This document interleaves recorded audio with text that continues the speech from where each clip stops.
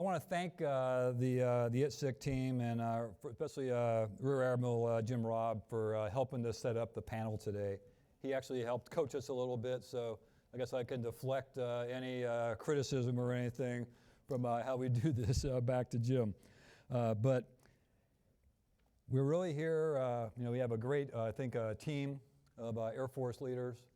We all work together pretty much every day at different levels from the Air and the Space Force.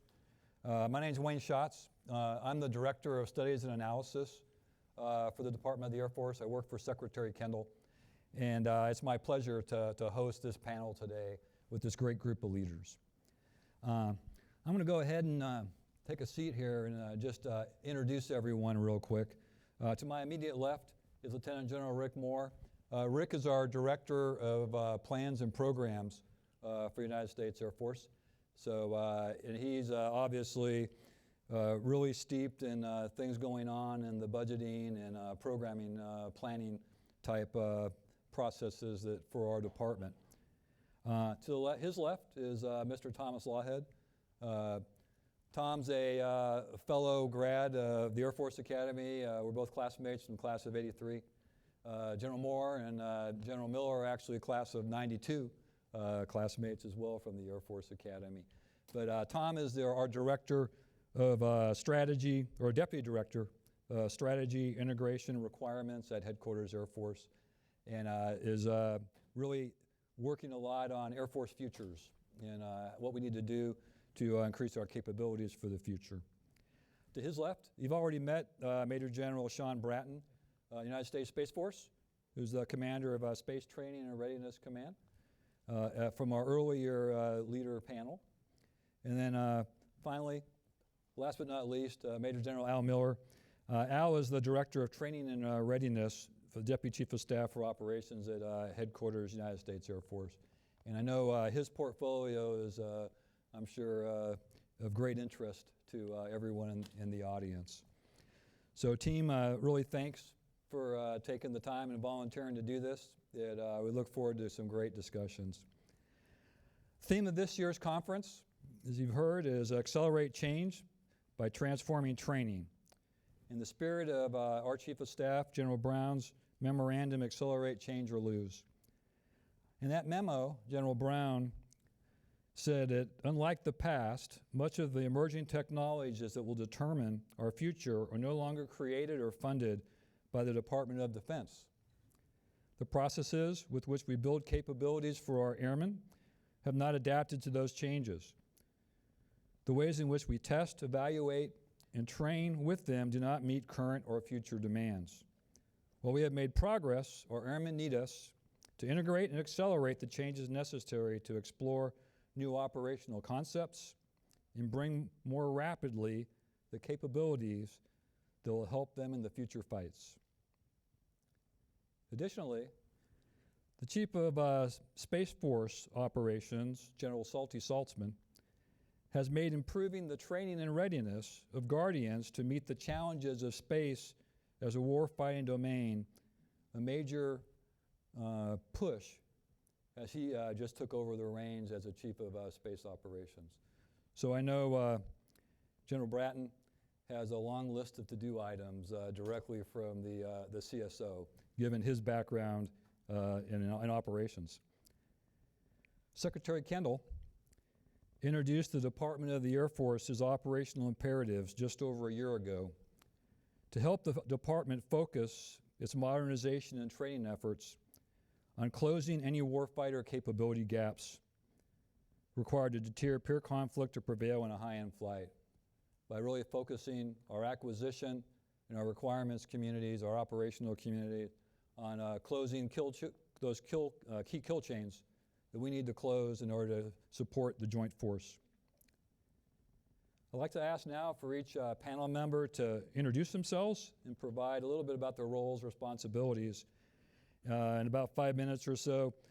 And the theme of the conference and the big picture items like Secretary Kendall's operational imperatives. And we'll start with General Moore. Yeah, Thanks, Shotzi. So first of all, thanks to all of the industry partners that are here. This is a great opportunity for us to get a chance to see what's on your minds, as well as to share what's on our minds. Also, thanks to all of the Air Force and sister service folks that are here. I feel like I'm about to get an F on my homework because the Second Air Force Commander, I think, is going to grade us on how well we've incorporated training into the budget, and there are some challenges associated with that, and we'll get a chance to dig into that as we go a little bit further into the panel. As the 8, our responsibility is 2 primary deliverables to the Secretary. The first one, of course, is the POM, and the POM runs in 5-year cycles. We are largely complete with the 24 through 28 POM. It's been through program review, it's been through budget review, and about the last piece we're waiting on right now is pass back from Office of Management and Budget. That was to come not earlier than today, so the window for the last bit of pass back opened today, and after that I think we'll be able to close up the 24 POM and turn it into the President's budget. I believe that the administration desires to submit that on time this year. I think that'll be helpful for everybody, and so that implies the first Monday in February budget rollout and transfer from Office of Management and Budget to the Hill. So we have started on the 25 to 29 cycle. A lot of the conversations that we're having while we're here will be very relevant as we put together the content that will flow into that POM submission to Department of Defense probably sometime June, July in 23. The second deliverable that we produce for the Secretary is the plan. The resource allocation plan. The RAP goes from year 6 to year 30. And essentially what it's designed to do is chart the course of the Air Force. It's designed to take the work that A57 does that looks at the future of the Air Force and determine how in an affordable way to incorporate it into the resourcing that we expect as we go from year 6 to year 30. There's a lot of uncertainty associated with that. We obviously have no idea what the defense budget is going to be in 30 years. But we do have an idea what we think it should look like relative to today's budget. So the way we get around that uncertainty is rather than try and plan in then year dollars, we plan in constant year dollars and we just make assumptions about the top line that seem reasonable based on history. And so we are about to finish up the FY25 cycle for planning. The culminating event will be the middle of December with the MAJCOM commanders and the chief and the under with the Secretary dialing in by VTC. So that'll complete the planning cycle for the FY25 cycle. The thing that is most important about that as it transfers back into the POM is the year 29. That's how the year 29 is created. And so that process will happen in January as we take the first year of the plan and make it the last year of the new fiscal year's, future year's defense plan, FIDEP, that will be the 5th year of the POM when that comes. So not a lot in that, a particularly dry topic. What is exciting is that over the last couple of cycles, there has been a fairly dramatic increase in all of the services top lines. And with that comes a great deal of capability that we truly need. And a lot of it fits into this discussion. One of the things I'll go back to was a comment that the Vice Chief made this morning, and that is all the great shiny things in the world without capability development and training and readiness to go behind them doesn't actually get you what you need. You have to have all of those pieces together. And so one of the things that we'll work on in the 25 cycle is to make sure that we have a balance between the things that we're buying, and there are a lot of new things being bought because of the increase in budget top lines, and the capability development, the readiness, and the training that go behind them. And you know, I think this crowd understands better than any when you talk about readiness, particularly in the context of a conference like this, the question you have to ask is ready for what? We have been ready for the last 30 years for counterinsurgency warfare. We are ready to fly around the desert and plink individual people on mopeds or more if required. That's a very different discussion than ready to go across the distances in the Pacific and fight an away game against a country that spent the last 30 years deliberately tooling themselves to defeat us. And so the readiness puzzle has changed dramatically in the last couple of years. We are working to shift the resourcing strategy of the Air Force to demonstrate an understanding of that shift. I don't know that that is yet complete. More work to be done there, and happy to address that as we go further on. With that, thank you for the intro. Yeah, no, you bet. Thanks, Rick. Tom? So I'll echo General Moore's thanks to the Assembly, if you will, and note that Secretary Kendall has not just said, has not just pointed out, but has been emphatic that the only way we are going to be successful over the next several decades and get the force that America frankly needs and the world needs is to be collaborative with our industry partners, with the services, with our allies and partners. And without that collaboration, frankly, I don't think we can get there. So this is a great opportunity for me personally. It's a great opportunity for the Air Force and certainly the Joint Forces to be in this collaborative environment and very much want to keep that going. The Deputy Chief of Staff for Air Force Futures, the artist formerly known as A57, is responsible for, as Mr. Schatz pointed out, strategy, requirements, and integration. And the pieces, parts that make those up on the strategic side is to ensure that as the National Defense Strategy and the Missile Defense Review and the Nuke Review, the Joint Warfighting Concept all come out and align, that Air Force Strategy, Air Force Future Operating Concept align and iterate along with those guidepost documents. That's a strategic side of Air Force Futures. The other piece that we do is strategic assessment, which is incredibly critical because it turns out that the enemy has a voice in what we do in the future. So if we don't keep up with what our near peer and peer competitors are actually doing, then it's difficult to plot a course forward. The requirements side of Air Force Futures does really two things: capability development with the cross-functional teams and the functional integration teams. And if you want to meet me at the bar later, I'll discuss the differences and similarities between the two, as well as the Joint Requirements Oversight Council on down, the Joint Requirements documentation piece of all of this capability development. The integration side of the house, surprisingly enough, does force design integration, which is critical normally and even more critical with the operational imperatives. In addition, they also do the vast majority of Air Force Futures wargaming in coordination with SAF SA and Mr. Schatz's folks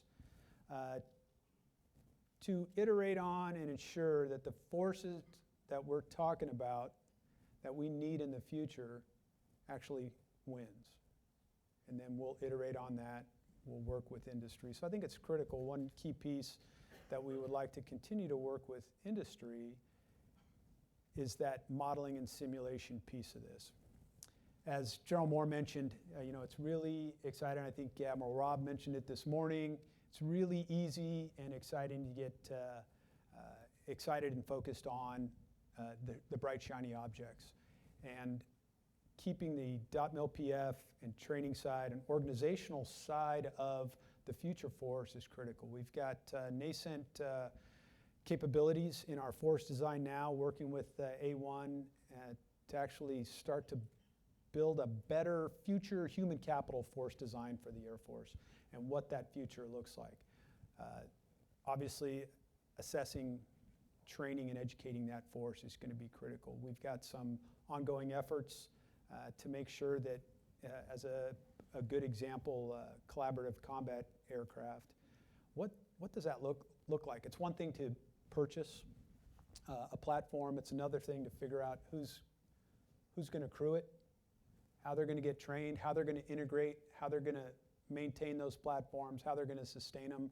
Are they going to be embedded with squadrons of fighters, bombers, et cetera? Are they going to be separate? Are they going to be in caskets until it's time to deploy them? So all those pieces, parts need to be melded together so that they come together at the point where we need it, which is obviously as we move from phase 0 and competing to conflict, so that we can, for tomorrow's airmen, win that future fight. Thank you. Sean, over to you. Yeah, hey, thanks. I'd say great to see y'all, but all I see is bright lights. So you look good out there as far as I know. And I do see Heath in the front row in the big comfy chair. And so if you're on the edge, if you'd must have been $10 extra on the ticket or something to get the good seat up front. But thanks a lot for being here and looking forward to the discussion. I'd love to dive just a little deeper into some of the things we talked about in the big room, but mainly the test and training infrastructure, And we keep those things together. We're trying hard to keep them together as we build this out for the Space Force. At the Pentagon level, they talk about OTTI, so Operational Test and Training Infrastructure. And down at STARCOM, we talk about the National Space Test and Training Complex. That's the thing we're building. And when we talk about NISTIC is how we pronounce the acronym. When we talk about the NISTIC, or sometimes we just call it the range, it really gets into the details of what sensors do I need around the world to be able to observe activities in space? What sensors do I need on orbit to be able to observe test and training activities? What do I want to fly on orbit for training? And then how do I bring all that down to a test center, all that data together for analysis, all that training infrastructure, the command and control needed to fly the spacecraft into a classroom environment in a meaningful way so that we can prepare Guardians for conflict.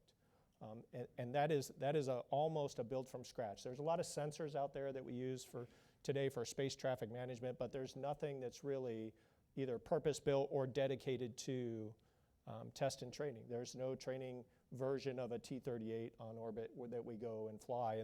And the discussion we're having in the Space Force, and it goes back to the live versus sim discussion, is what do we need to go get to make sure that the team is prepared when we put them on the field? And what is the value? How do we measure the value of live training versus simulated training in a meaningful way? And then how do we measure the value of our training events against readiness, that ultimate measure of the fielded force? And so, so looking forward to maybe diving a little deeper into that and what we're thinking. We are getting pretty close to publishing sort of the training vision for the Space Force that talks about here, we know where we want to be in kind of 10 years from now. How do we get from where we are today to that piece too? So we'll talk a little bit about that and the new exercise program, and then maybe finally worth mentioning on the international side, General Saltzman talks about partner to win is in our DNA. That is the mantra for the Space Force. And one of our main partnership activities is coming up this spring is the Schriever War Game capstone event. There's a whole series of events that fall under Schriever War Game, but the Schriever War Game capstone is really maybe the biggest international engagement event that the Space Force has. And how do we make sure we're wringing value out of that, both for our partners, for the force itself, but also, kind of moving the ball down the field in what we can bring into the game to get value out of the game. And really what I'm talking about there is simulation. We talked a little about machine learning and AI, but how do I incorporate those things into wargaming to bring value back out for the service and for our partners? So look forward to the discussion and your questions, and happy to dive deeply on any of those things. Great. Thanks, Sean. Tom? Okay. Major General Al Miller, Director for Training and Readiness, Air Force A3T. It's an honor to be on this panel with this distinguished panel, and I also want to extend my thanks to everybody here, especially the industry partners. This is where we learn what's in the realm of the possible that General Moore is going to have to fund for us. I don't want his job. He has a very challenging job because there is so much that we need to get after, and he only has so many resources to do it within. I wear several hats as the A3T. Training and readiness, I'll focus first on readiness. So we have the division that measures and tracks the readiness of the entire Air Force.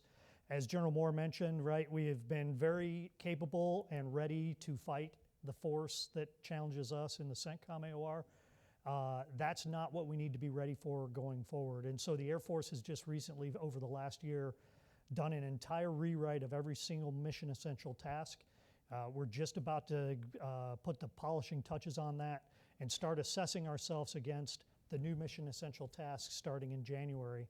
And what that's going to consist of is the conditions and standards of each of those mission essential tasks will be more geared towards our pacing challenge, which is going to make it look like we may have taken a hit on readiness, but it's because we're now reflecting the true readiness to go against that peer adversary if we're called on to do so. In the training portion of my job, a couple of things. So one is the functional manager for almost all the rated career fields. The only one that doesn't fall within A3T is the remotely piloted aircraft rated force. Otherwise, to include even the aerospace physiologist, functional management of that. So that includes a lot of the policy that goes in that direction. director for the Aircrew Task Force. So several years ago, the Chief Staff of the Air Force stood up the Aircrew Task Force to get after the challenges we have in the Air Force with our aircrew. It's kind of the tale of two stories on the officer side, in particular the pilots. We have a shortage of pilots, and so that challenges us on we need to have the capacity to produce new ones as time goes on, because we don't hire pilots in that have 10 years of experience. We hire brand new pilots and train them and experience them, and we have to rely on those year groups year after year after year over a 10 or 20 year lifespan of those pilots. So we have to produce enough. So it's challenges in that area that we need to get after. And part of that is what AETC has been doing with what was Pilot Training Next, turned into UPT 2.5, and is now, I believe General Robinson has basically said it's now no longer UPT 2.5, it's just UPT. That's what we have shifted to. But it's how we are putting wings on pilots' chests in a much shorter time than we used to, using technology that you all have created for us. And AETC has done a wonderful job of integrated design of that into their pilot training programs. But we still need to look at that harder to make sure we have the capacity to reliably produce enough pilots every year that the Air Force needs to. And then on the retention side, we need efforts that retain those experienced pilots. And so these are areas where we challenge General Moore to ensure that we have the resources to bookend the crew force in that type of way. And then obviously for this particular crowd, it's how do we optimize the training for that air crew. Colonel Yates, who is A3TI, my division for the training infrastructure, he leads the 5-7 or Mr. Lawhead's cross-functional team on operational training and test infrastructure. That's across the enterprise of everybody getting after what it is we need for policy and direction that we need to go for the Air Force OTTI.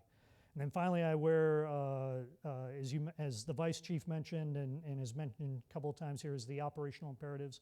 I'm the Air Force operational lead for Operational Imperative 7, which is the readiness to transition to a peer conflict. Brigadier General Endicott from the Space Force is my Space Force operational counterpart.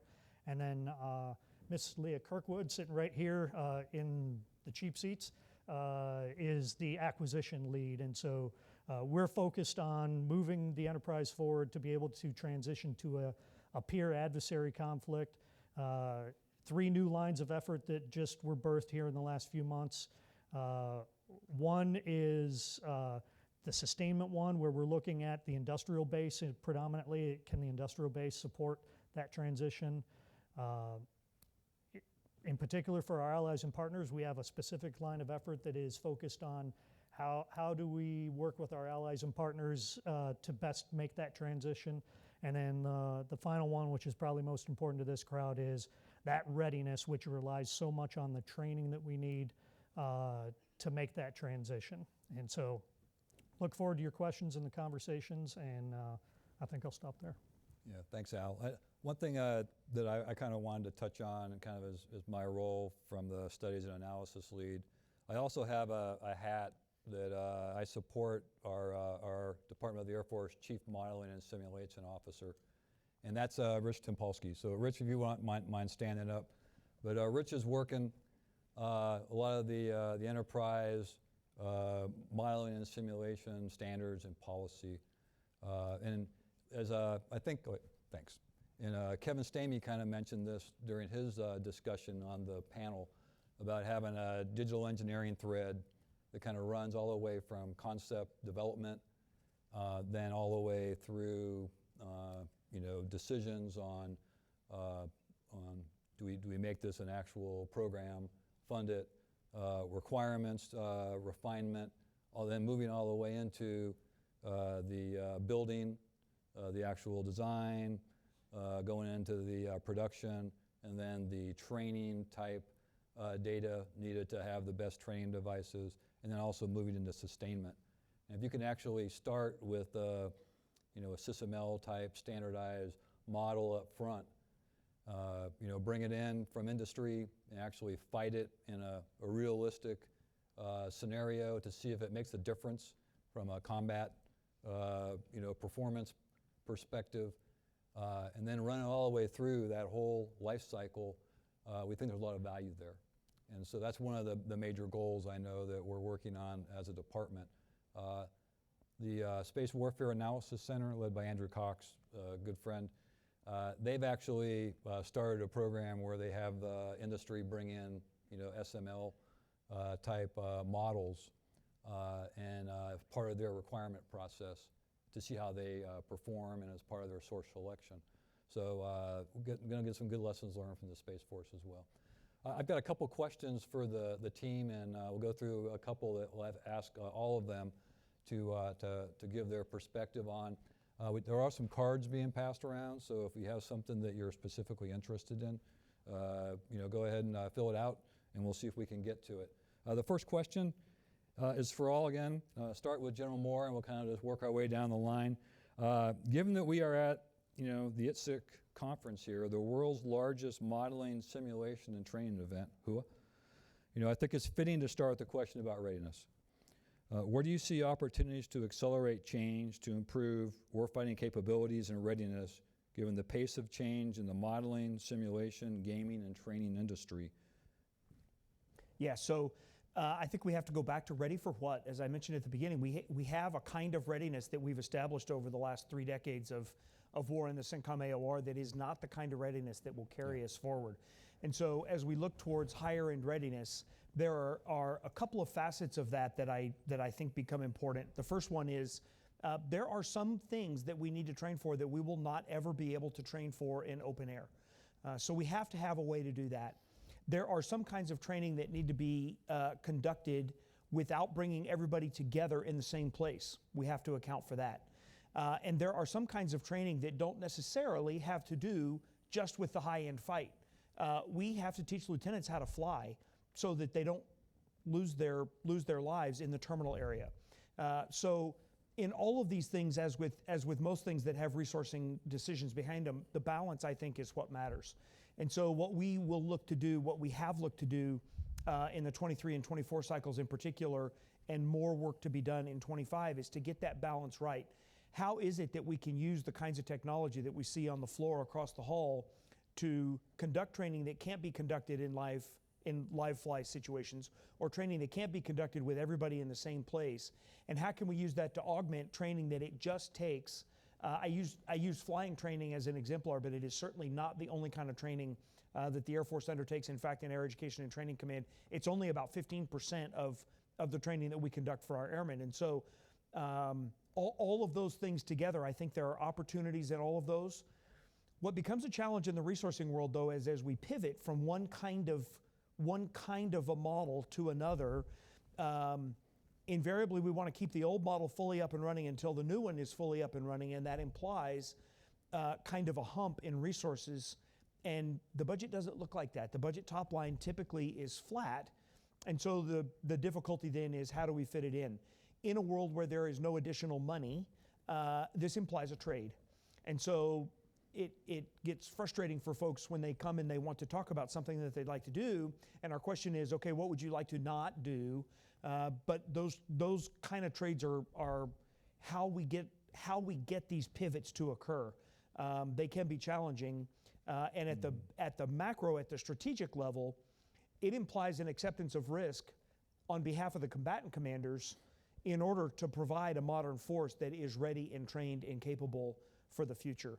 In the 8, we call it the 2030 dilemma. 2030 is the year on the calendar that we're shooting for a modernized force that's ready to go across the distances of the Pacific and fight a force that is designed to defeat us. That's the job of the Air Force. The job of the combatant commanders is to be ready every single night at 2030 on their watches. They have to be ready to go. And so there is some tension there, and that tension, along with the balance that I talked about, are the things we'll continue to concentrate as we go forward. Thanks. Thanks, Rick. So I think one of the interesting conversations typically when we talk about readiness is kind of flying hour program, weapon system sustainment. One of the pieces that operational imperative number 7 has really brought out is the readiness to get on a wartime footing for our forces. And so there's that continuum of readiness, if you will. So the ability to have command and control systems that are cyber-proof, that are resilient, and that extend to the points that we need them to extend to is critical, so that we can actually get our ready forces, generate them, get them out of town, get the appropriate airlift, have the right intel command and control as well that tells us that indications and warnings on when it's time to get out of town, and that we're able to make that transition to getting out of town. So I think what we'll find from operational imperative number 7 is a lot of those pieces that maybe need to be stopgapped and upheld a little bit, so that we can actually have the ability to transition to wartime at a time and place of need, as opposed to the 6 months that we may have had in the past to, okay, let's get this whole machine starting to move. The other, General Moore talked about ready for what, and clearly that requirements piece and that future warfighting concept sits on 857 to continue to work with the MAGCOMs and the acquirers to develop that force. But I'd offer another question, and that's ready for when? And that's that tension that General Moore also mentioned. So we've got a force in being today that has a certain readiness level, and we've got a future force design for the 2030 plus time frame that also needs to be at a certain readiness level. And the tension between being able to modernize and actually having that force be ready at the time it needs to be is going to be critical going forward. So we will continue to work on the resourcing side of it, on the operations side of it, and actually on the acquisition side of it, to ensure that all those pieces, parts, along with trained airmen and guardians, all come together so that multi-domain force will be ready and able to execute at the time we need it to. Thanks, Tom. I'm going to add on. I think you talked about, with our industry partners, the lessons we're learning right now, from Ukraine and Russia, and the rate that they're going through, high-end munitions, is our industrial base ready for that kind of type conflict? So that's something I know the whole Department of Defense is interested in looking at. So, Sean, over to you. Yeah, the had a great discussion with General Saltzman in his previous job when he was the COO, where he, basically said, "Hey, Gov, readiness is in the name of your command. Kind of, what are you doing about it?" And as we built up STARCOM, it really is, we have to build readiness of the operational force. And so we did probably what many of you would do.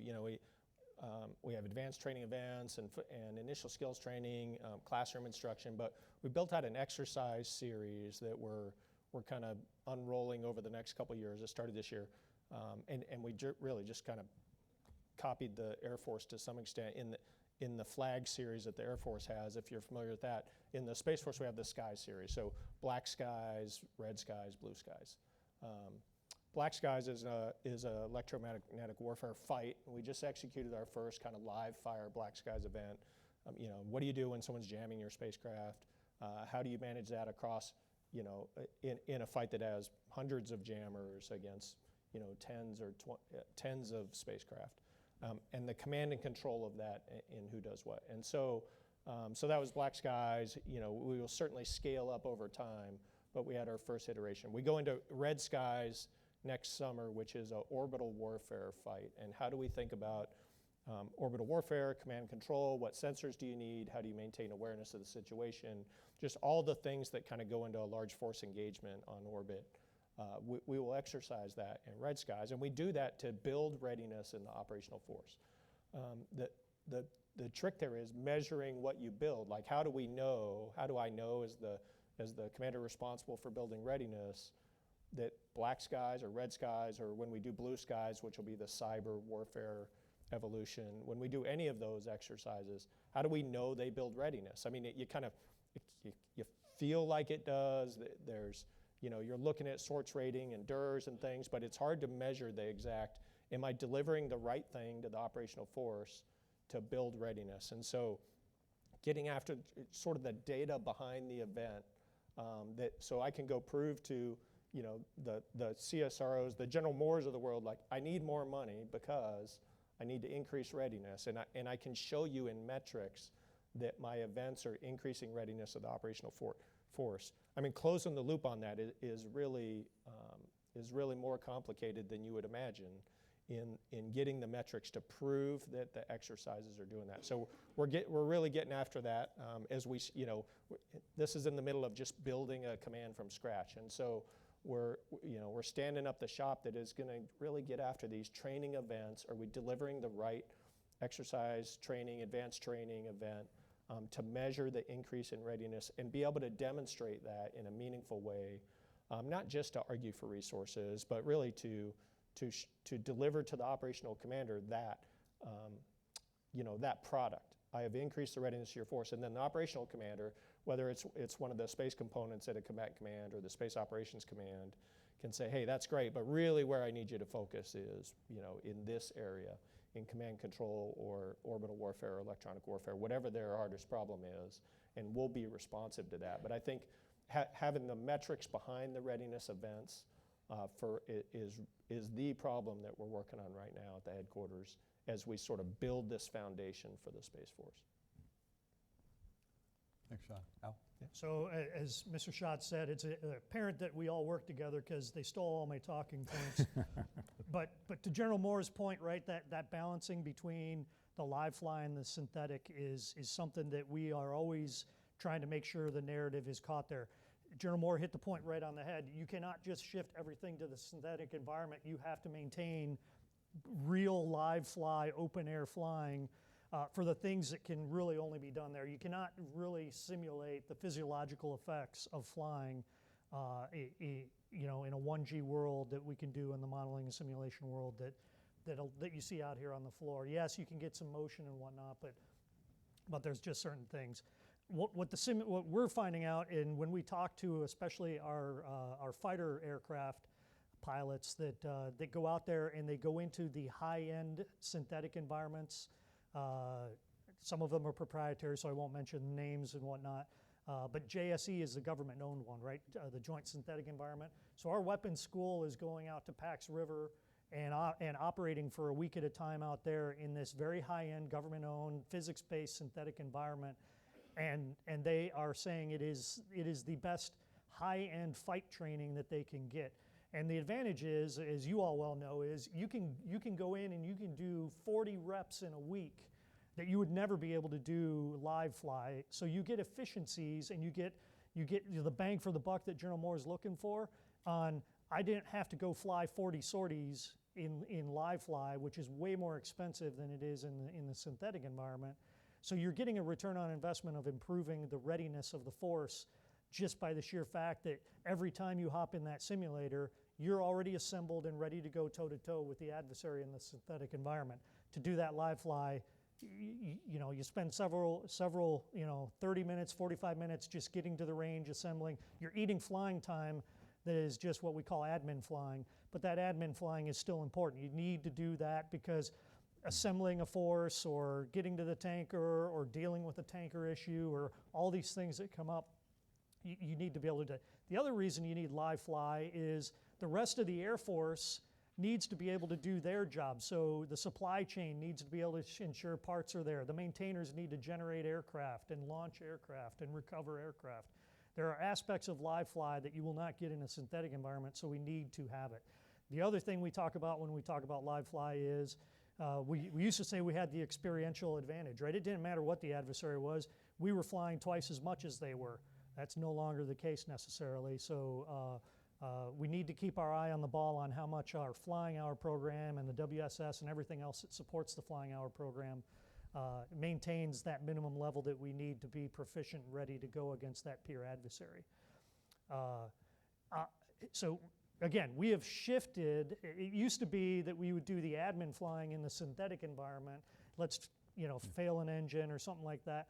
We've now turned and do all the high-end flying on the ranges for all the reasons and more that General Moore mentioned. You can't do things in open air. Well, there's OPSEC reasons. There's just airspace limitations, range size limitations. The capabilities of blue and red forces have exceeded the airspace and ranges that we can now operate in for the way the tactics and techniques and procedures that we use today. So we have to shift to the synthetic environment because we're not going to grow airspace, we're not going to grow ranges, and we have those OPSEC concerns that General Moore talked about.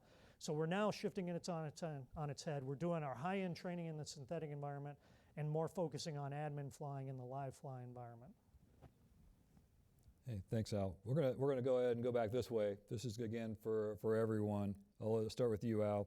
Can you talk some about the operational imperatives for the Air and Space Force and how they influence your planning and execution as it relates to your job? So if you watched the evolution of the 23 POM and with the Secretary's new operational imperatives, you wanted to have what you needed to be tagged with an operational imperative because that's what gained traction in the 23 POM and I would say in the 24 POM process. These operational imperatives carry a lot of weight and get a lot of attention. And what I would say is, and I would tell you, the Secretary and the core team that leads it would say that what's carried the day, especially as they present this up to the OSD levels, is the level of analysis that has gone in to support what those operational imperatives are trying to get after, which has garnered the resourcing in those budgetary processes. So the comment I make is if you're out there and working within the Department of the Air Force and you have something you want to get done, if you can wedge it into an operational imperative some way, that will probably carry a lot of weight, but it's going to drive a lot of work to make sure that there's analysis behind it. For Operational Imperative 7, we are looking at what OSD CAPE uses to grade our homework, and we're using that as what we're doing our analysis against. So that way, we feel it's going to have a lot of a good analysis on our part that will meet with CAPE with good favor, that they will see it the same way we see it with what we're trying to do in Operational Imperative 7. Operational Imperative 7, we say it all the time in all the meetings because readiness is across the force, and it's a big thing to be able to transition to a peer adversary. It's a boil the ocean potential problem, and so scoping it down into the things that are the most important that we need to get after the fastest is one of the challenges we had as we were developing the LOEs to get after those things that are most important. Thanks, Al. Sean? Yeah, OI1, Operational Imperative 1 has to do with the space order battle. What do we need to build for the Space Force? What's the fleet we need to field, if you will? And Shotzi talked about Space Warfighting Analysis Center, the SWAC, that led by Mr. Cox, does that work, the design work for the Space Force. What I really want to get out of that, and so this goes right back to digital engineering, model-based systems engineering, they're working with industry to pull models in of the spacecraft and the force design that we're going to field. I wouldn't say at that point they're high fidelity models, but as we settle on an acquisition strategy and those models move to become reality, fidelity is added, right? So it goes through the resourcing over to Space Systems Command in LA, and they really start putting detail on the models. I want to make sure that we continue the evolution of the model so I can receive it for our test activities. And so STARCOM is the OTA, the Operational Test Agency for the Space Force, sort of like AFOTech for the Air Force, if you're familiar, or ATEC for the Army. So the use of the models, if we can build an infrastructure that allows the models to flow from force design through acquisition into test and training, with fidelity added to the model as it goes, because I need a high fidelity model for developmental test and for operational test. And then I can carry that model into training, and I can go to the IC to get threat models. That sounds great to me. What we need to make all that happen, though, is the environment and the background architecture that lets you move models throughout organizations in the service at all security levels. And so we're talking to Dr. Costa a lot, our CTIO, but the fielding of that kind of infrastructure, IT infrastructure that allows us to do that with some governance on standards, without being too constraining, to ensure that the models that work at SWAC also work at SSC and eventually work at STARCOM is I think one of the big challenges. That all flows from OI1 for sure, but it ties, I think, right into the help we need from the folks in this room on how do I not only ensure commonality amongst the models, but have an architecture and an infrastructure that supports the Space Force's ability to ingest your models, if you will, so we can use them not just for force design, but also for test and training. Thanks, Sean. So I think maybe the beautiful thing about the operational imperatives is that it didn't create, but it emphasized the need, as I think Jerome Miller mentioned before, for the ops leads and the acquisition leads and the resourcers and the major commands and industry, frankly, to work together with impetus, so the definition of imperative, to push towards getting after these critical capabilities for the future warfighting concept. So that in and of itself, as my dad would say, the swift kick in the butt with direction is an important piece of it. Having said that, going forward, I think we'll continue to iterate on the operational imperatives to ensure that we're still headed in the right direction. From Air Force Futures standpoint, the requirements piece of the operational imperatives became fairly clear. I would say that not every future capability that the Air Force needs is part and parcel of the operational imperatives, but they're a pretty good chunk. And the ability to get after line items in the operational imperative recommendations and kind of work a checklist of, hey, do we have any requirements documentation for this capability and this capability? Where are we at? One thing we did do was recently have the Chief of Staff sign out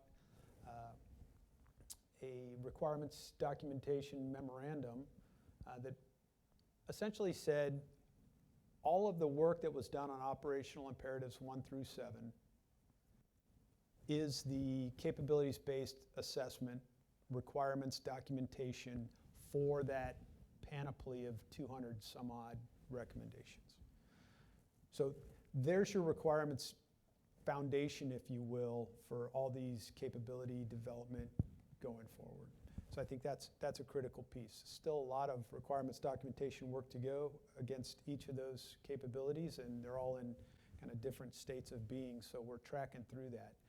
Part of that sprawl chart, if you will, is the resourcing piece of it. So you've got capability X needs this kind of requirements documentation by these kind of timelines. This is the acquisition strategy that the acquirers are helping us work on with the program offices, which means then that there's a resourcing line that needs to go with different colors of money at different times to align all three of those legs of the big stool together, so that the acquisition strategy, the resourcing, and the requirements piece of future capabilities are all aligned. And I think that is probably the biggest thing that the OI's brought, at least to Air Force Futures, that, hey, let's really nug down and get to work on collaborating internally as well as externally to get after the documentation and the specificity needed to both be able to execute that capability development as well as defend that capability development, both downstairs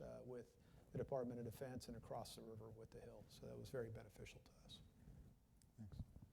So I'd give a companion discussion for the resourcing side. The whole purpose behind the OIs are uniquely focused on the high-end kill chain, specifically with respect to China. So the OIs are not the design of the Air Force. They're not everything that we need to do. There certainly are a lot of foundational requirements that are not covered by the OIs. And as General Miller said, if you can get your stuff tagged OI, well, the hammer on that was the Secretary. And we spent multiple evenings going through line by line with him the things that were in the OIs, and anything that smelled like foundational or something that ought to have been done separately, he kicked it out. So his perspective was the way to make the OIs credible when we get downstairs and when we get across the Hill is to keep them as pure as possible. And so to the best of his ability, anybody that was trying to ride the coattails of the OIs got kicked out. The next thing is, as I mentioned, this was all about closing key capability gaps in the long-range kill chain, specifically with respect to China. In order to do that, it implies that you know exactly what that kill chain needs to look like and what the facets of it are. And this is everything from individual munitions off of individual platforms to the mesh network that links them together and the command and control that lets decision-making occur at scale. It's all of that. But as will resonate with most of the people in this room, you can't program the national defense strategy. You can't program the joint warfighting concept. You must program a list of line items that you can go and buy, and you can put more or less money against them, and you can do it earlier or you can do it later. That's it. And so what the OIs did, I think, was take the closet of the requirement to win against China and organize it in such a way that it could become a list of line items that could be programmed. It's the first time that I know of that any service has had that.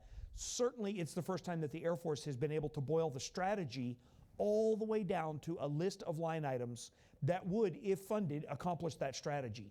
And so when you open the closet that says this is what it takes to win, rather than a big giant mess that causes you to just slam the door and come back next year and hope the fairies came and fixed it, when you open that closet, you can actually see in a very organized way what it takes to get from we want to win and this is a national imperative to and this is what it takes, and this is the phasing in both time and dollars that is going to cause that to occur.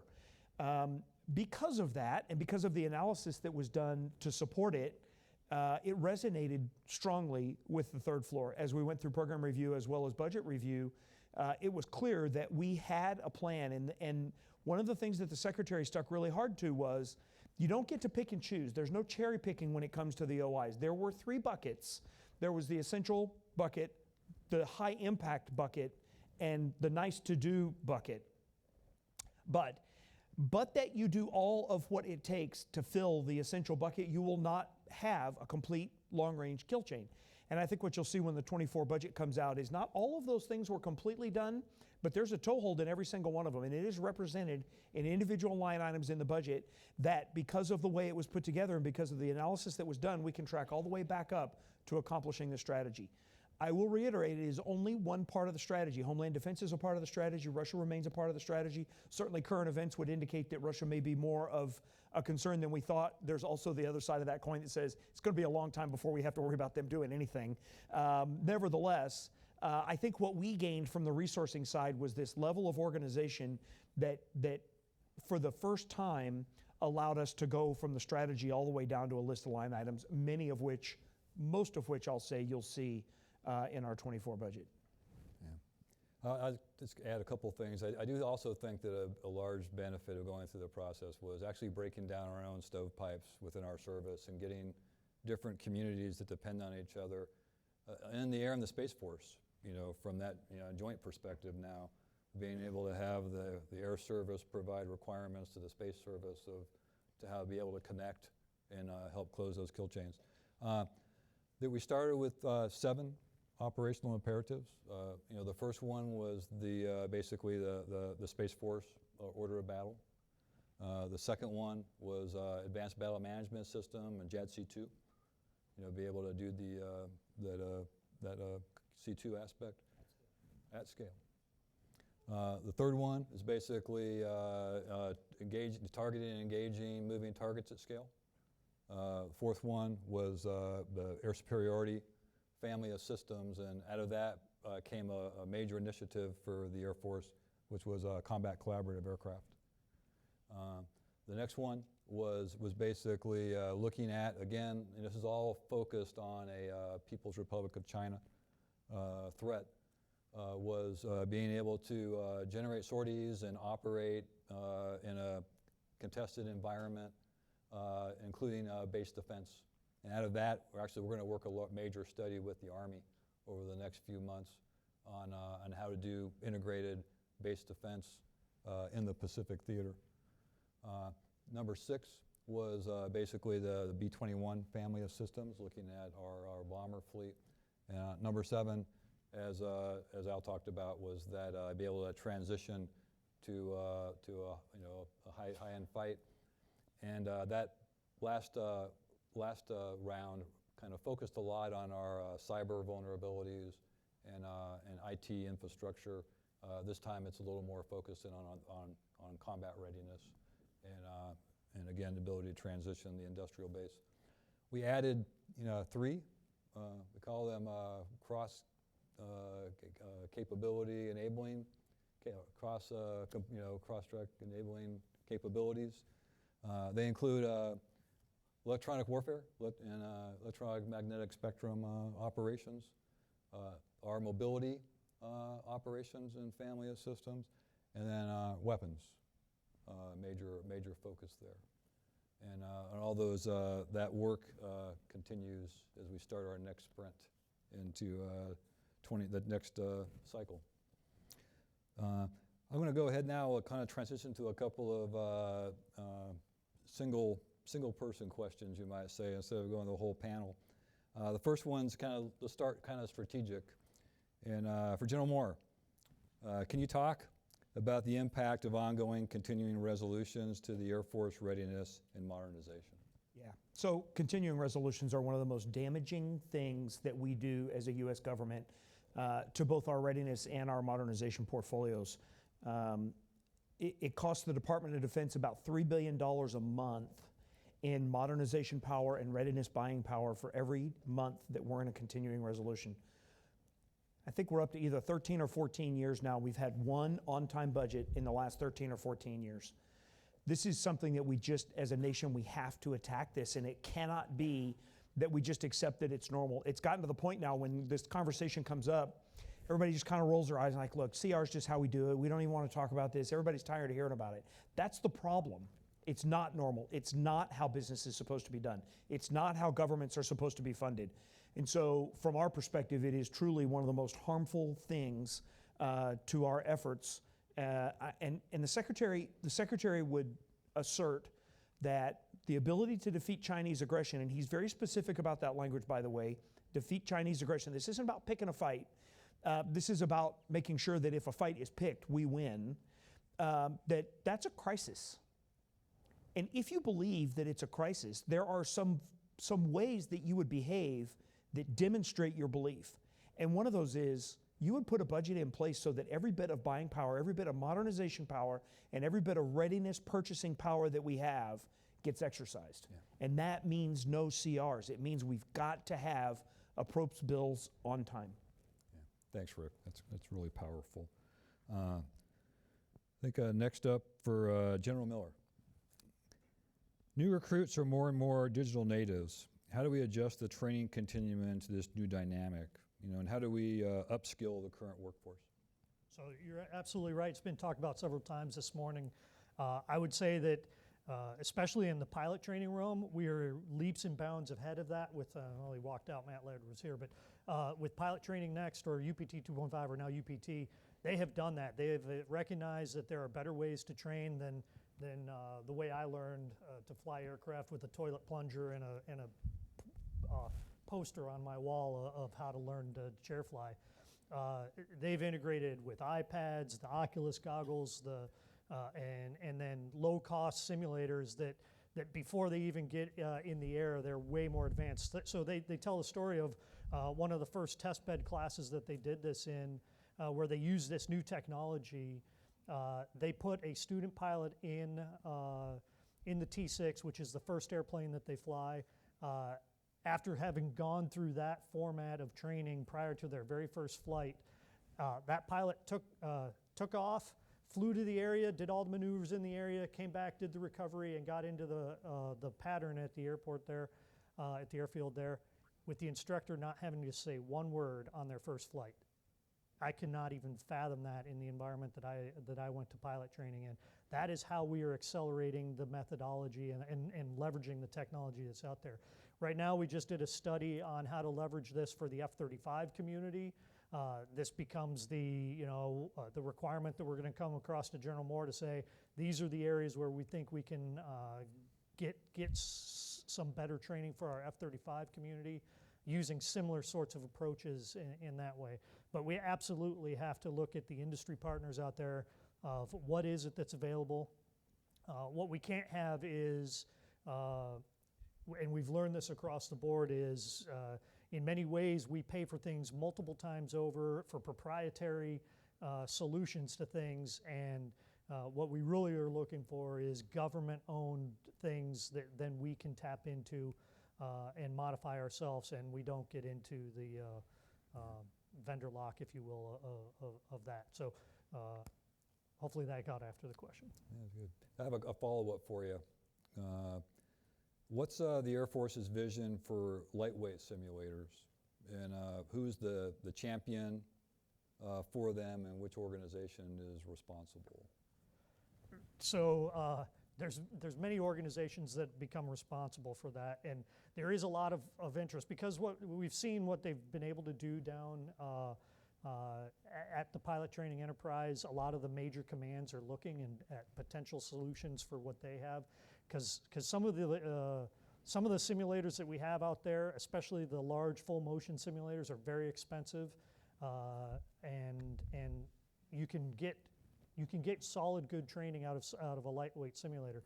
But the way we have broken up the simulators in the Air Force is each MAJCOM is given the responsibilities to manage that within themselves.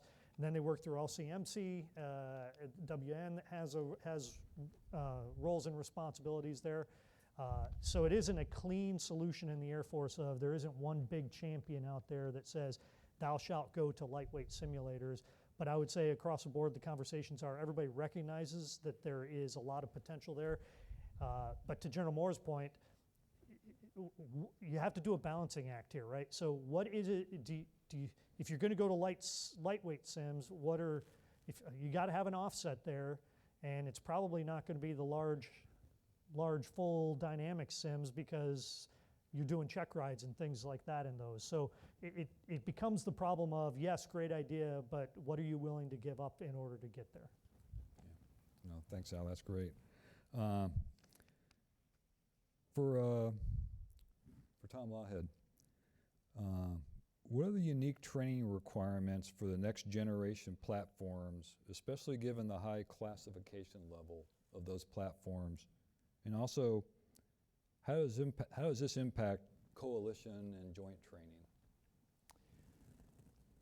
So first, I think you point to one of our biggest problems, not just in the training environment, but in the operational environment, period, and that's how do we get all players up to the same level, both in terms of capability, in terms of readiness, and in terms of security.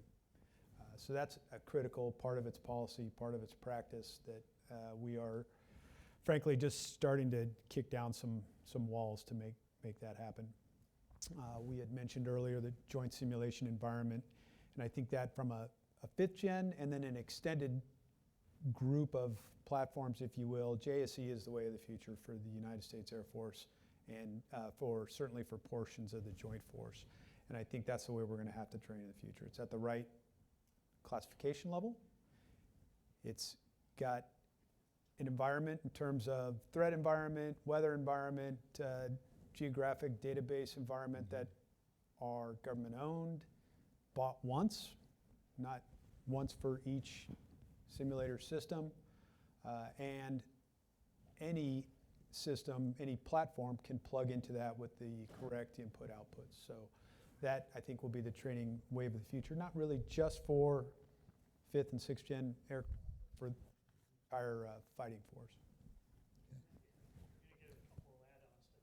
Good. So yes, joint synthetic environment is the way of the future, but right now it is at such a classification level, right? So to the point of how do you get across that? So we talk about the requirement for multi-level security, so that if you are going to bring somebody in that is not read into that particular level, that you have the technology that will do that for you, sift and sort what is visible and revealable, if you will, releasable, based on the security classification guidance and you know the rule sets that are out there. So there is a technology aspect to getting after the question in hand here. It's just a matter of that has not been a priority for JSE thus far. JSE was developed initially for a test environment.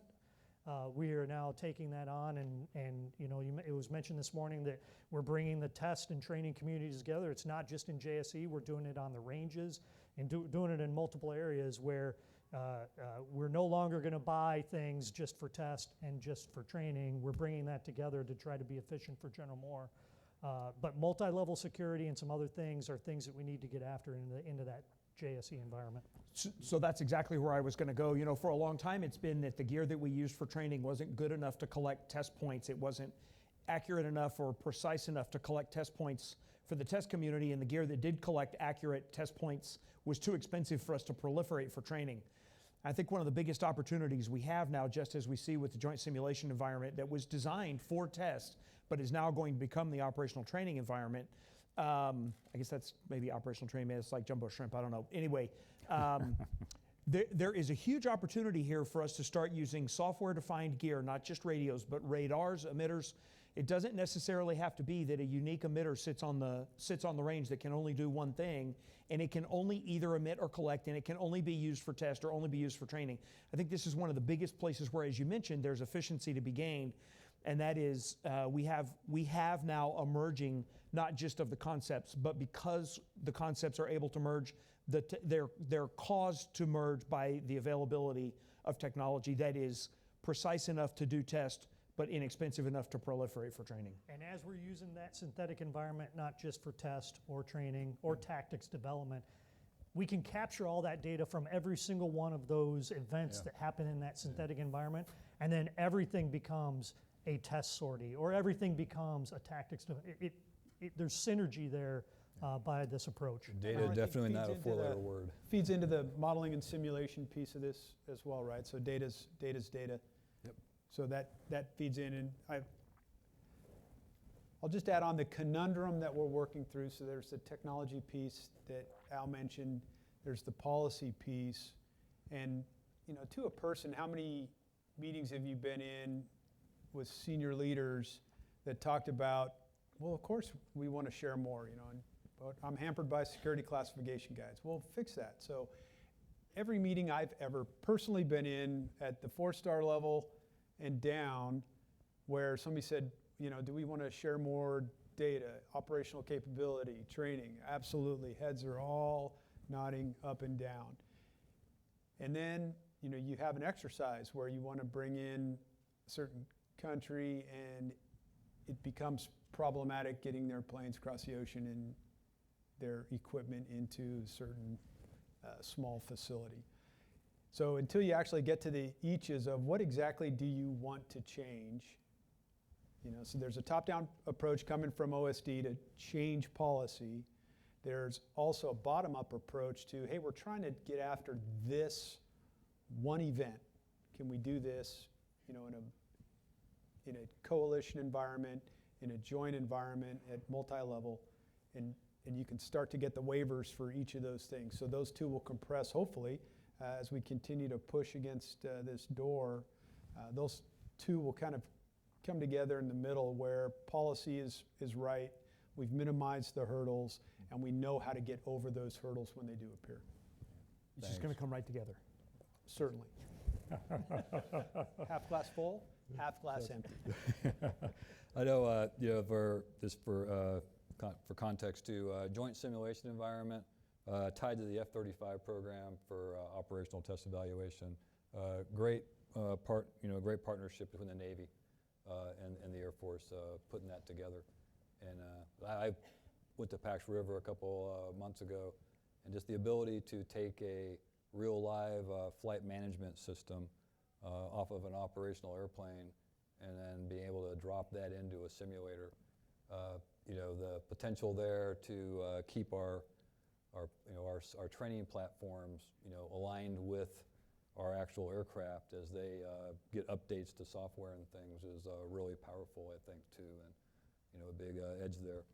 Well, Sean, you know, I know there's no security issues or anything with the Space Force, and so can you talk a little bit about maybe how you're looking at some of those challenges and how to, you know, overcome them or address them as well? No, thanks. I'll tell you, we're watching and talking to the JSE team quite a bit, because we're part of the joint force. You got to train together. That's how we fight. And so, especially within the department, and the secretary just, you know, beating us over the head with one team, one fight. We have to leverage the strengths of the Air and Space Force together. how do we think about how do we tie into JSE? What are the, built for operational tests for the F-35, what are the space dependencies for that platform or for the environment in communications, navigation and timing, intelligence assets. And so at the same time, as an independent service, we have our own training requirements. So I need an environment where I can train my operators and develop readiness, all the things that we've talked about. But it, how does that also maybe connect to JSE? And there's risk there, because anytime you make something bigger, and we want to be more inclusive, but you add complexity and cost, and it ends up a lot of times being the death of the thing that you originally were trying to do. So we're thinking through how do we leverage, the great work by the Air Force and gain benefit for the Space Force, but also how do we give back in, hey, if I have the on-orbit space fight in my simulated environment, I can hand those effects over to you in the JSC environment. You see it at places like Weapons School where they've worked out the integration piece. Sometimes as simple as on whiteboards and how do the effects contribute. Same holds true for cyber, by the way. And you got to bring all these things together in the joint fight. And so that is on our mind a lot. I'll add, we went down, we're working through this live versus sim thing. It really is, we're really putting a lot of energy into what do we need to do live on orbit and what do we need to do in the simulated environment. And so we got to go down to Johnson Space Center and talk to NASA and like, how do you guys do this? You seem to be pretty smart. And so they are all in on, their simulation capability is the best there's ever been. When you talk to astronauts, it's like, hey, the first time I dock at the ISS is the first time I'm flying in that capsule or that vehicle. And so it all happens in the simulation prior to them, conducting that operational mission for the first time. And so the infrastructure they've built and the dedication to training and sort of the ability to replicate, even down to the smallest detail, what happens when you're in the capsule shows the dedication of that organization to training. And that, we've kind of hinted at sometimes in the Department of Defense, maybe training falls off the table when budget cuts start happening.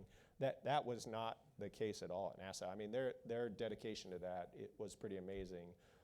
And I think that's the thing we've been beating the drum on a little bit is, hey, we have to stop giving that away. And so, you look at something, I was talking to some of the F-35 guys, they're like, maybe the biggest contribution to the Air Force in the F-35 program is JSE because it's such a game changer in training simulation and the fielding of a ready joint force. And so we're watching that carefully. We're trying to learn those lessons and really put resources against both the NISTIC, the National Space Test and Training Complex, and then our simulated environment. I think the motivation is there, the commitment to it. It's the roadmap and the architecture work that we still need to do so we know where to spend those precious dollars to get the biggest bang for our buck, but not do it in a vacuum by ourselves. No pun intended there for the space thing. But the other thing I should say is I think the World Cup USA-Iran game maybe just ended. So if anybody knows the score, please. 1-0 US?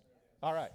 That is worth it. Thanks a lot. I figured someone was multitasking out there. Like, well, not that we're not Tells riveting, you how but, interested we are. right. But thank you. That's awesome. To the bar. Yeah, that is awesome. Well, so I'm going to a little bit of another question for you because you mentioned during your talk earlier, about the challenge of bringing a crew together, that you're looking at and working on. Would you mind taking that up to the whole joint force? As we look at joint all-domain command and control, how do we get around the problem of actually, training for that at scale? As a joint task force or whatever, how we're going to employ and present the forces. Yeah, I think that's really interesting, and I think I'll go back and talk about the Air Force some more, as this discussion about JSE versus like red flag, and how well can the synthetic environment replicate the reality of, hey, first you got to get 500 people in a room and explain to them what we're going to go do. That a lot of that maybe is assumed away in the synthetic environment, or the challenge of just communicating the plan. The realistic challenges that come in any large force engagement, and then compiled when that becomes a joint force who speaks slightly different languages, even if it were all aviators. I mean, there's still differences between the services. How do you replicate that in a synthetic environment? I think, and maybe the answer is you don't. We still will continue to achieve those training objectives in a large force environment. And so, for the Space Force, first you got to train the individual guardian how to be a guardian, and then you got to train them in their skill or their discipline, and we leverage, 2nd Air Force, General Edmondson's team to do a lot of that work for us. But then you got to train them to work together. I mean, this idea of bringing space, for us, space, cyber, and intel together, because that's how you deliver the win just for the service, right? And then you got to take that and plug it into the joint force. And so, the working closely with the combatant commands, because that's really where it comes together. But those big, large force exercises will be hard to replace, I think, in a synthetic environment. I guess I would challenge someone to walk me through that, because I just can't see how you replace the complexities of a large force engagement with a joint force, and just getting everyone sort of on the same sheet of music before you even step is something that I don't know how you do that in a synthetic environment. Shotzi, could I Go ahead. offer from a... So I almost see your typical red flag as a new building block, where there's a synthetic piece. When you talk to JADC2 in a multi-domain fight, where I've got space sensors that are out there, I've got air sensors, I've got surface sensors, I've got potential subsurface sensors. Something called JADC2 is making sense of all that data. And then I've got, again, actors who are bringing kinetic and non-kinetic effects to the battle space across, again, multiple domains, all of those domains. There's almost another level that synthetic training red flag needs to be even higher in fidelity, higher in capability and interconnectedness than your typical large force employment exercise. So I think it's going to be fascinating going forward how we balance that, because I think from a blocking and tackling until the big enchilada, you're going to have to work your way up through all of those, and you can't really do away with anyone. I need for our lieutenants to be out there and see 50 aircraft airborne in one package, because first it's a thing of beauty, second it needs practice. So there is an aspect, though, that we're going to have to figure this out, because this adversary has advanced so much and specifically designed to challenge us. We have to react in a methodology that is disaggregate to survive and aggregate for lethality. And so the day of getting a large force all in one location to get a mass briefing and then go to the range, probably not going to be the way we execute in a real conflict. So we're going to have to figure out how we're going to do it in a disaggregated function, which to me means some sort of synthetic virtual solution for that. Yeah. I know, we do some of that at scale today with the distributed mission DMO, operations where we do link simulators together and people brief and everything virtually. So there is some muscle memory for that on the Air Force side of the house. Yeah, and General Miller's probably in the perfect place to see the whole problem, because at the field commands or across the MAGCOMs, everybody owns a little piece of it. Certainly at my level, but the employment, again, it goes back to the combatant commands and those service components, but then that breaks you right into your service tribes. And so it really is interesting. And the risk is that as you move towards the big enchilada of training, you start to give up the blocking and tackling that you need to be successful at that level. And so, units still need night vision goggle training and so many takeoffs and landings, or so many contacts on a spacecraft on orbit in low Earth orbit as you're working your pastimes. So how do you make sure that you don't give up the foundation in order to achieve the big thing? Yeah. I mean, that's the real analysis to be done. Yeah. So I guess kind of on that kind of subject there, Al, if you don't mind, of kind of networking people together. You know, networking simulations have been an ongoing challenge due to the cybersecurity, proprietary solutions, divergent, protocols. Are we making progress in connecting platforms and training systems to create those virtual environments? And how about also the impact of, wireless type capability on that? So I would say yes, we are. There's a initiative called SCARS, which is standard for linking these, and it gets after the cybersecurity piece. So yes, there are movements afoot. So far, it has been very fourth gen focused because there's a SOC that has to be created in order to be able to do this for fifth gen and higher. But we also have challenges with the capabilities of our fifth gen. Some of the latency that comes in with DMO challenges the reality of what we'll see in a DMO environment, just because the speed of light is what the speed of light is. This is why JSE is becoming the platform that we're using in the virtual test and training center as the first of our JITICs that we're creating for the Air Force. And that's all in one room, or all in one facility where that latency is not an issue. So for our fifth gen, that's the high-end fight that we're going to be doing. Is going to be the really good stuff is going to be done at the VTTC in the JSE environment. We still see value in DMO, especially for the fourth gen, and especially with our international partners. So if you go out and watch Virtual Flag, we link international partners from across the globe into Virtual Flag and get a lot of great integration training. So I would say it's a balancing act of who is using the DMO and who is DMO appropriate for, and the JSE and VTTC for where it's not appropriate. You can still get the high-end training and integration in the VTTC. Okay, great, thanks. General Moore, much is made of the rise of big data analytics and the power of data. How can the government embrace the concept and take advantage of these new capabilities? Yeah, I think in large part we have. For decades we've treated data as, in Chris Brose's book Kill Chains, he calls it digital exhaust.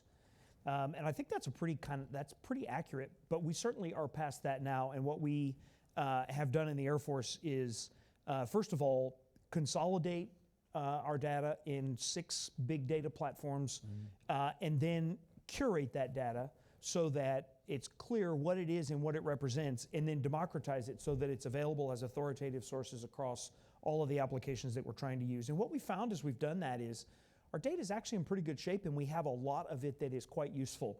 What we've also found is it's challenging to bring it together. That curation and democratization is actually a huge task. But where we've been able to do that and then put applications on top of it that can utilize the data that we have, it's been very, very powerful. We've gained insights that we haven't had before, and certainly from the analysis side, you're keenly aware of that. I think we will do more and more of that, and the opportunities here, I think, are, for all intent and purposes, limitless.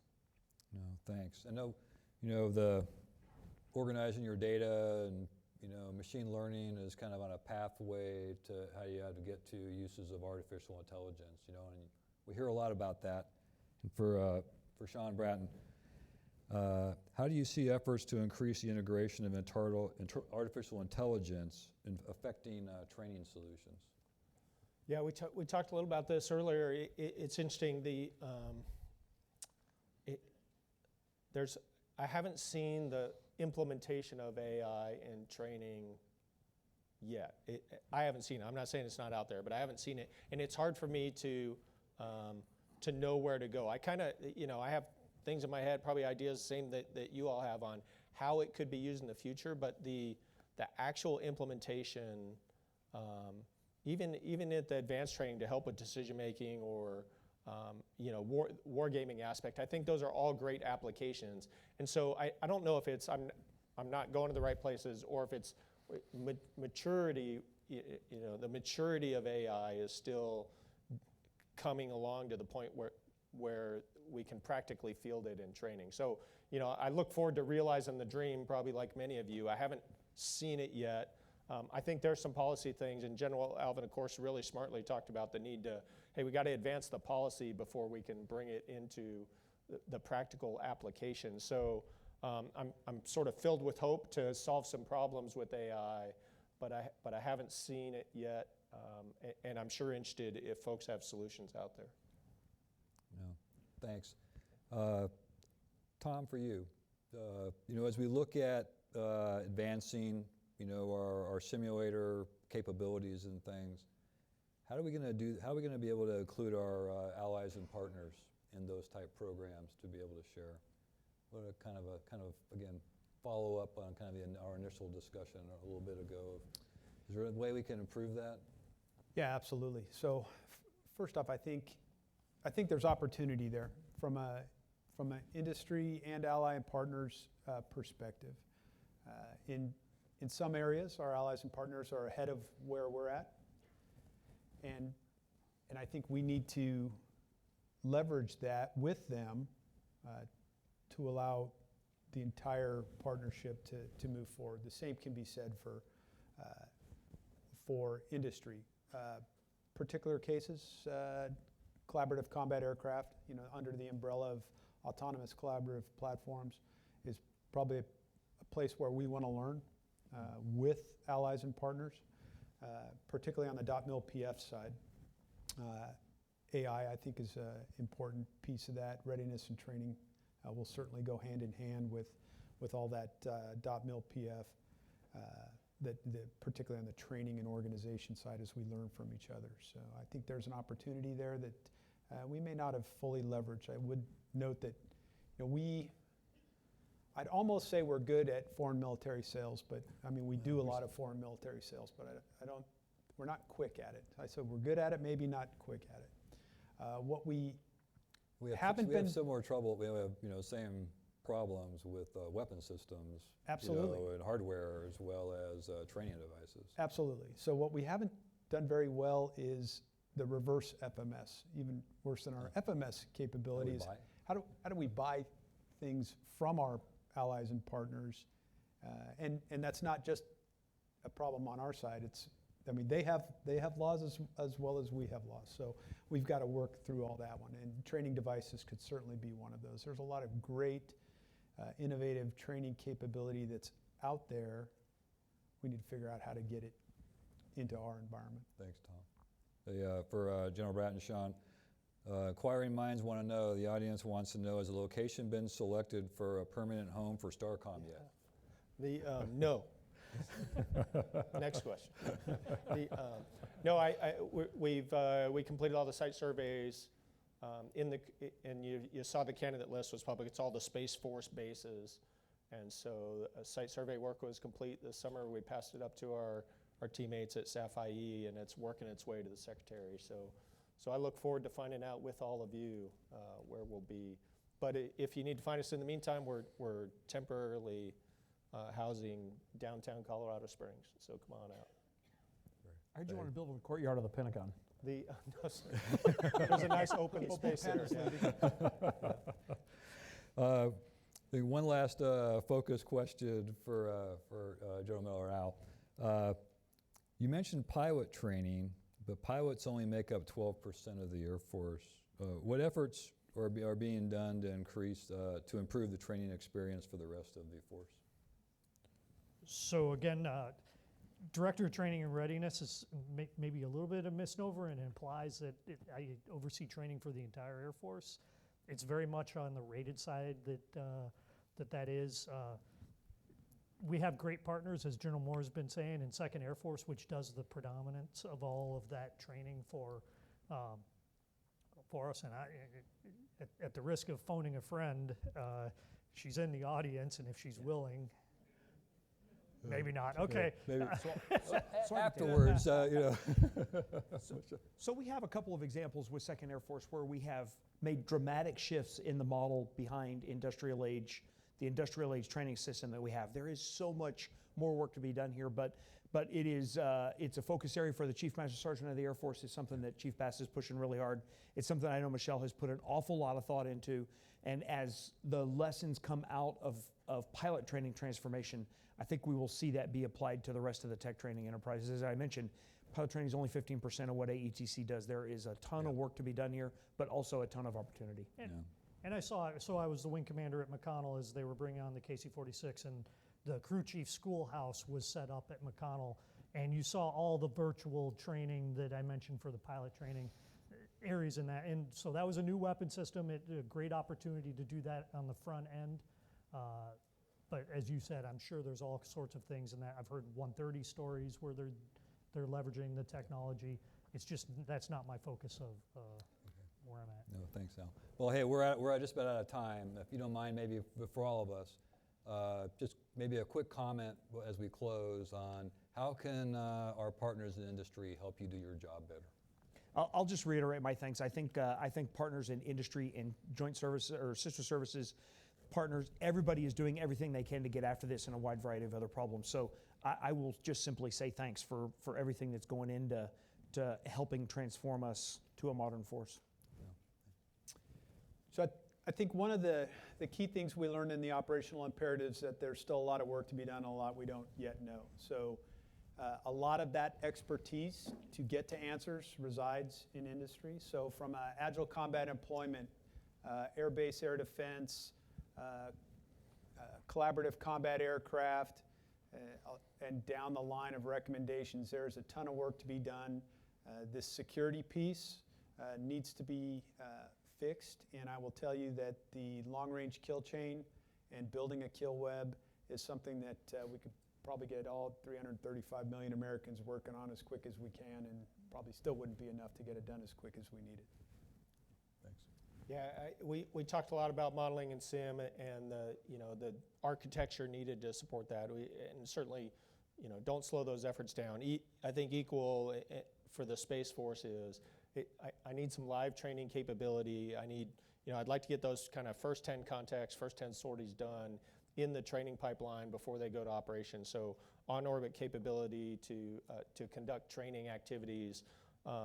Equally right there with it is capabilities for the aggressor units. We're setting up a new orbital warfare aggressor squadron for them to challenge the Blue Force in the advanced training as we work towards force generation and presentation of forces. Equally important for us. So I need a little bit more live training capability than I have today. And so General Alvin hit it when he started talking about accelerate, change, or lose. We need to go faster as an enterprise. So industry, anything you can help us do to move this faster. I said it before, we are not looking for proprietary solutions. Anything that drives towards something where we only pay for it once and it's government owned brings great advantage, so that we present it to General Moore and he has to find a resourcing solution. It will gain a lot of favor in that regard. And then I'll just say thanks to everybody. This is my second ITSEC. It's just as good as last year's, if not better. And look forward to talking and meeting with many of you as I wander the floor. But faster and government-owned, non-proprietary, and help us solve our problems. All right, well, that wraps it up. The audience, thanks for the great questions. I think, and for the team up on the stage, really thanks for the insights, and appreciate your leadership.